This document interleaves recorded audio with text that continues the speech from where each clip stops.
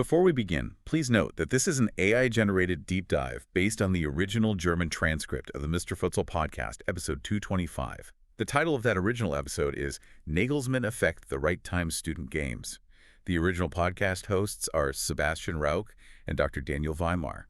Now let's dive into the material. You know, what if I told you that the future of German soccer, the actual cure for their struggles on the world stage right now, isn't going to come from some multi-million-dollar coaching hire, but actually from a 2,000-follower Instagram page, and well, a sport the establishment basically refuses to even name. I mean, it sounds completely like a conspiracy theory, right? Totally. But when you actually look at the mechanics of how grassroots sports and modern information networks are colliding right now, it is spot on. We are watching this real-time clash between lightning-fast innovation and, massive, stagnant traditional bureaucracy. Right. And I really want to jump straight into the innovation side of that clash today. Specifically, there's this really fascinating story in our sources about a page called Total Futsal. It's this small English language Instagram page, super dedicated, but, only about 2,000 followers. And they decided to write this comprehensive, deeply researched article about the entire state of German futsal. Which is usually a nightmare to do. Exactly. If you've ever tried to do real sports journalism, that is just a brutal undertaking. I mean, you are digging through unindexed archives, you're translating old regional interviews, and hunting for niche statistics that basically nobody tracks. Yeah, it's weeks of manual labor just to get the baseline facts, let alone write the thing. Right. But instead of doing all that, they actually used a custom AI chatbot. Specifically, the Mr. Futsal AI chatbot. They just fed it their inquiries, and it instantly synthesized like decades of scattered hyper-niche data. Whoa. Yeah. In just seconds, they had the complete factual foundation for a high-level sports journalism piece. The underlying concept here is what we call additive creativity. There's this massive prevalent fear across all media right now that AI is just going to kill human creativity, right? Yeah. That it just replaces the writer entirely. Yeah, that's the big worry everywhere. But what this specific use case demonstrates is that AI can actually just remove the frictional labor. By instantly summarizing all that scattered data, it basically allows the creator to skip the tedious data gathering phase and just jump straight into the high-level synthesis and storytelling. Right, so you're building on top of it. Exactly. You're building on top of existing knowledge. You're adding to it, not replacing the human insight. I do have to push back on that a little bit, though, for you listening, because doesn't that just lead to a complete homogenization of sports journalism? How do you mean? Well, if every niche blog and Instagram page is just using the exact same bot to pull the exact same data, aren't we just going to get, like, a million slightly reworded versions of the exact same article? It just feels like we lose the organic discovery process, No, I mean, that's a totally valid fear. If you just copy and paste the bot's output, then yeah, you absolutely get homogenization. Right. But the true value of additive creativity is in how the human editor actually interprets that data. The AI just gives you the raw material, right? It gives you the bricks. And you have to build the house. Exactly. It's up to the human journalist to actually build the house. It really levels the playing field. So a small page with 2,000 followers can punch at the weight of a major sports network's research desk. That kind of lean, hyper-efficient use of resources is just incredible. But, it also makes the bloated reality of traditional football administration look even worse by comparison. Oh, absolutely. Let's look across the aisle at the German Football Association, the DFB. When you examine the original host's discussion of their recent financial audits and just the way money moves at the top, it is a completely different universe of inefficiency. The contrast is genuinely jarring. You have these grassroots creators stretching literally $0 into high-level journalism, and then you have the sheer scale of financial maneuvering at the pinnacle of the traditional sport. I mean, just look at the managerial carousel. Our sources discussed these rampant rumors regarding a €7 million severance package for Julian Nagelsmann. 7 million. €7 million just to walk away.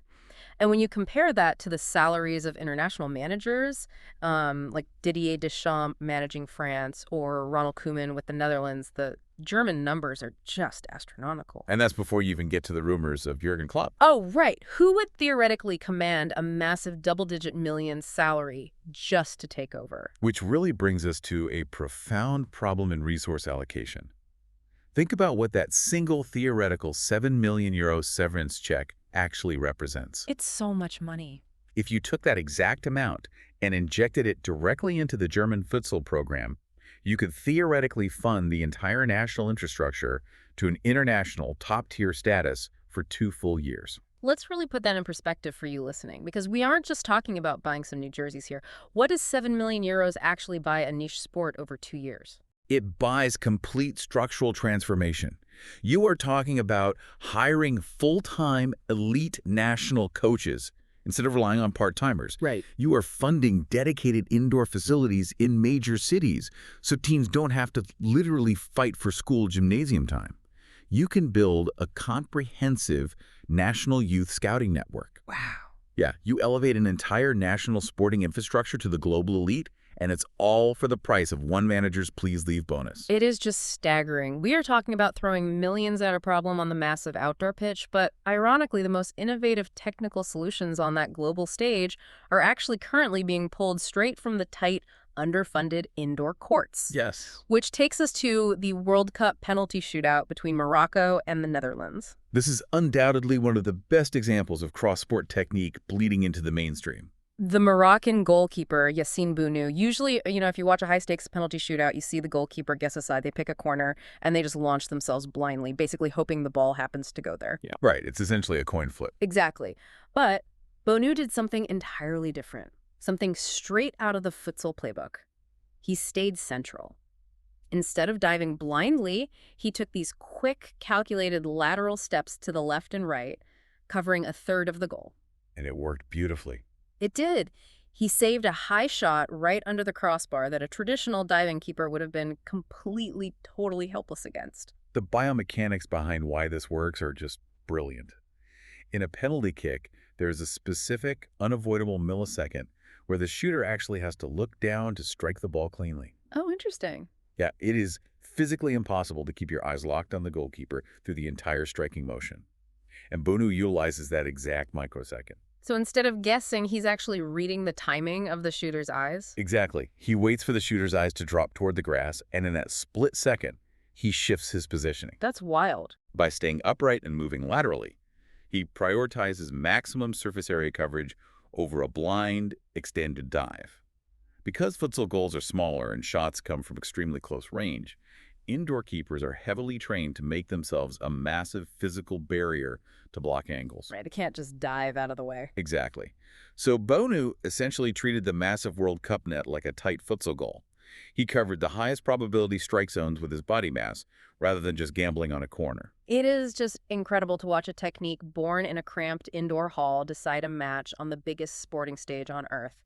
But, while the players are bringing this intense, calculated efficiency to the court, the bureaucratic structures organizing them are often stuck in the dark ages. Unfortunately true. Let's look at the U19 Futsal Week tournament down in Croatia that was covered in the deep dive. Yeah, that was a fascinating study in contrasts, because between the lines, the athletic product was just elite. But outside the lines, the structural organization was completely chaotic. Chaotic is putting it mildly. I mean, the German team missed the quarterfinals entirely because of a tight 2-1 loss to Spain. But it wasn't just the loss that got them. It was this bizarre, convoluted tournament math. Oh, the format was a mess. Right. The format didn't just advance the top 2 teams from each group. They used this highly specific mechanism where only the 3 best second-place teams across all the groups advanced. Which is so frustrating. So that single goal difference doomed the German squad mathematically before they even had a chance to play out a standard bracket. It is just unforgiving, spreadsheet-driven sports. It is deeply frustrating for the athletes, especially the young ones. But despite that structural chaos, the individual talent on display was undeniable. These are the players who will absolutely dictate the global pace of the sport for the next decade. Any standouts? Definitely. Roger Garcia Bernardo from Spain took home Best Player honors. And he isn't just fast. He plays with this cerebral tempo. He's seemingly always 2 passes ahead of the defense. Oh, yeah. And then you have Miguel Ramos from Portugal. He was named Best Goalkeeper. yeah. His reflexes and positional awareness completely shut down transition breakaways all tournament. And this is where the clash between innovation and stagnant bureaucracy really hits a wall. Because you have these elite young athletes, literal future global stars, playing their hearts out. And yet, The tournament organizers decided to charge a €5 paywall just to watch a basic single-camera live stream of the games. It is a fundamental misunderstanding of how you build an audience. Totally. I mean, if your primary goal is to grow a niche sport and showcase the next generation of talent to the world, putting a financial barrier in front of a basic internet stream is just entirely counterproductive. It directly clashes with the elite quality of the athletes on the court. Exactly. You do not build a fan base by nickel and diming the few people trying to discover your sport. Which brings us perfectly to the absolute inverse of that strategy, which is the massive digital explosion of futsal in Asia. The scale of the sport in the Asian markets is genuinely staggering right now. It is. In Thailand, futsal completely dominates the sporting conversation on Facebook. And in Indonesia, the sport has basically conquered Instagram and TikTok. We are talking about dedicated pages boasting well over 1 million highly active followers. Huge numbers. So, if you are a niche sport in Europe, how do you bridge that gap? How do you replicate a 1 million-follower digital passion locally? Well, you cannot manufacture digital community out of thin air. It has to be tethered to a physical reality. Okay, makes sense. The Asian markets succeeded because the sport is deeply woven into the local culture there, which creates this continuous feedback loop between playing the game physically and consuming it digitally. To replicate that, you really have to build physical infrastructure first. Which ties directly into this fantastic grassroots idea floating around the community right now. The original hosts talked about the proposal to host a major German futsal conference, playfully dubbed Football Salsa 2026. It is a phenomenal branding concept. It really is memorable. If you've ever played Sunday League soccer, you know that half the reason you show up is for the post-game beer in the community. And Football Salsa is basically trying to capture that energy at scale. Right. The proposal targets the FLVW Sports School in Kaisero. They have the indoor halls, conference rooms for like 60 to 100 people, and overnight accommodations. Perfect. You just lock all the regional stakeholders, the coaches, and passionate fans in a facility for a weekend. You share knowledge, and you build the physical foundation that eventually supports those million-follower social media networks. It transforms a scattered, disorganized group of weekend enthusiasts into a unified national network. And, while we are discussing transitions and building for the future, there is a lot of movement happening right now at the individual level of the sport, too. Definitely. I mean, look at the retirement of Rodrigo Capita, who is universally known as El Torpedo Humano. A legend. Absolute legend. But he has essentially been playing on borrowed time. He's been dealing with severe wooden leg injuries, wrapping his knees in ice, just constantly throwing his body around on the hard court for years. He finally retired on July 24th. And is transitioning into a TV and social media career. Which fits his massive charisma perfectly. Oh, perfectly. And on the club side, they also mention the Champions League draw on July 5th for Germany's TSV Weilemdorf. They are just desperate for a favorable matchup. Yeah, they've suffered years of heartbreaking early exits. You can really feel the psychological weight of that. The entire community is just waiting to see if they can finally break through on the European stage. Speaking of the pressure of international stages, we definitely need to talk about the ADH FISU University Games in Warsaw, because the competitive disparity at the university level is just mind-boggling sometimes. University sports are inherently volatile, right? Yeah. It just depends on how heavily a specific country subsidizes their student athletes, but Warsaw was a really extreme example. Oh, absolutely. The Israeli men's team suffered some absolutely bruising losses. We are talking about a 12-0 loss to Finland and a jaw-dropping 21-0 loss to Portugal. We have to unpack what 21-0 actually looks like on a court, because for most people, it is really hard to comprehend. It really is. In a 40-minute clock sport, 21-0 is a complete structural system failure. It basically means you are giving up a goal roughly every 2 minutes. It is the total collapse of defensive shape. Yeah. You have players who are physically exhausted, morally defeated, and a goalkeeper just repeatedly fishing the ball out of the net while the opposition essentially runs craning drills around them. It's brutal, but then on the absolute flip side of the tournament, you have the German women's team engineering this incredible Cinderella run. They were fantastic. They really were. They started with a tough 4-2 loss to Brazil. And look, it's Brazil. There is zero shame in that. But they didn't collapse. They bounced back, beat Lebanon 4-1, edged out France in a really gritty 1-0 match, and tied Finland 2-2. Which advanced them to a massive semifinal against Portugal. Exactly. It's a huge testament to resilience. And just briefly, I also want to highlight that referee Omar Ummerkal is actually representing Germany at the University Champions League equivalent down in Salerno. It is just really vital to have that high-level representation on the officiating side, too. Absolutely. But, let's shift from the traditional structures of university sports to something much more disruptive. Yeah. There is a major rumor circulating right now from our sources that could radically alter the grassroots landscape. Yes, the Berlin Underdogs. So this is a team born out of the Icon League. And for the uninitiated, the Icon League is this massively popular, influencer-driven indoor football league packed with streamers and ex-pros. Right. The rumor is that the Berlin Underdogs might formally join the traditional futsal Regionalliga Nordost. And just as a quick side note, on the Berlin scene, Eintracht Sudring just won the Berlin Cup in a 7-4 shootout against Lyria's B team.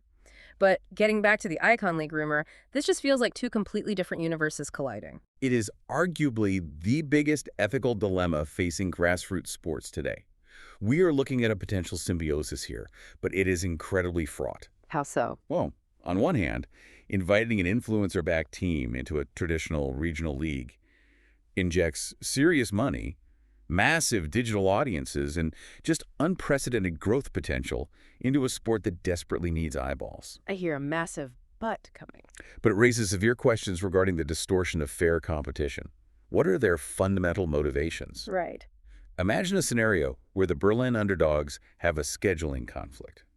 On a Tuesday night, they have a gritty, unglamorous regional league match in a cold gymnasium, and on the same night, they have a highly publicized Icon League exhibition match with sponsors and cameras.